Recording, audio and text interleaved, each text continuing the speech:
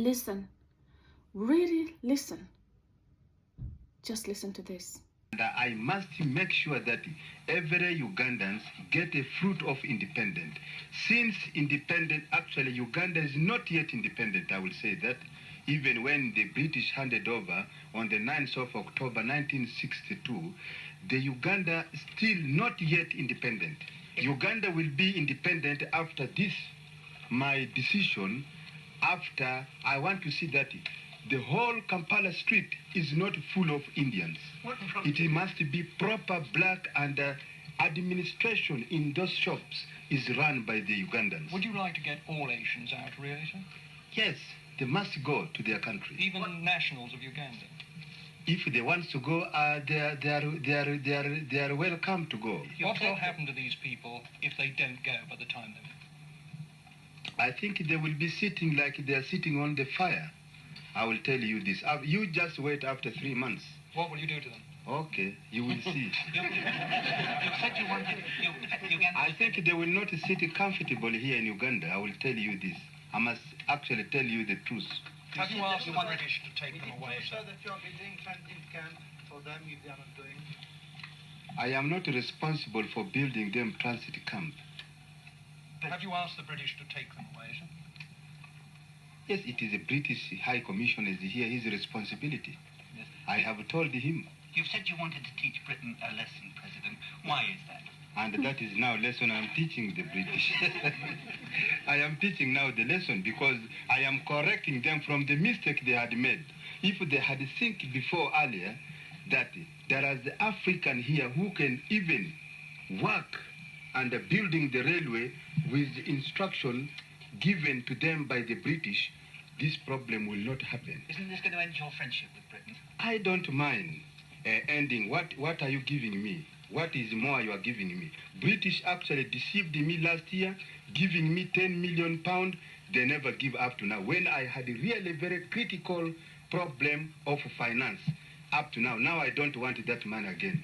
And now they have given, I think every year, 4.5 million every year. But this, even if they withdrawn or they take it away, it will not marking time Uganda even 1 minute. I must make this clear. But the British are my best friends. I have... Which I understood that. Thank you. Been made about the export of... Do you know, the more you read, the more you understand that the whole world is completely gaslit. We are gaslit every single day of our lives. And when you start to discover the truth, and I know this may sound ignorant or controversial, but when you start to discover the truth, they call it conspiracy theories, because that's they throw everything in there so that you look stupid when you talk about these things. We are completely gaslit all around the world. It doesn't matter where you are. So think about all the people who you're told to hate because they're dictators, because they've done crude things and they've done horrible things. And one of those people, now I grew up knowing that Idi Amin was a horrible person, and be fair, I know he killed a lot of people, but what I didn't actually realize was that he actually was a soldier for the British Army.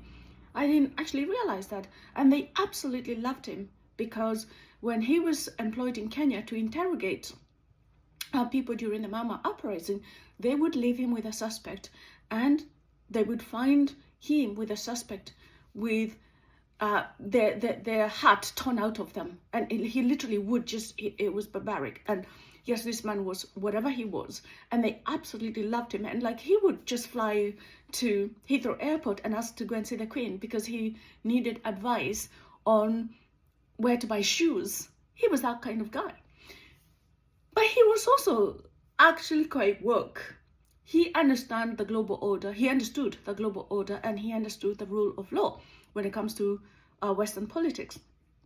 And one such thing, and I know he was, you know, we know what we have been told about what happened, but here is Idi Amin actually talking about the situation with the Asians in Uganda. Just for context, the Asians were brought to East Africa by the British. At the time, they called them coolies, which is a very derogatory term. And they brought them to East Africa. And the reason they brought them to East Africa was because they wanted them to be the artisans, to run businesses and run shops, because Africans at the time were not permitted to run businesses. And came the independence, the British wanted the Asians to remain and hold all the businesses, and which they did in Kenya. And I remember asking myself, just watching just the cruelty dished out to Africans by the Asians in East Africa. I personally have seen grown men being whipped by their Asian employers. And I never really understood such vile hatred to Africans from the Asian community in East Africa. So I've grown up with that. But it's really interesting. I found this clip by Idi Amin, and what he has to say is really interesting. Have a watch, make up your mind, see what you think. Give me a follow, subscribe, because I'm still on a journey, learning to understand who I am, because people in Africa, particularly, I don't know other parts of Africa, but in Kenya, we are taught the, if you like, conditioning history. That's what we are taught. We are conditioned to accept colonialism, that we are inferior, and to learn everything that is British and English, and aspire to be British and English. And this is why people want to come to Britain, because this is what we're conditioned to do. Perhaps, maybe, we actually need to start digging deeper and understand the whole thing. Subscribe. Take care. Bye.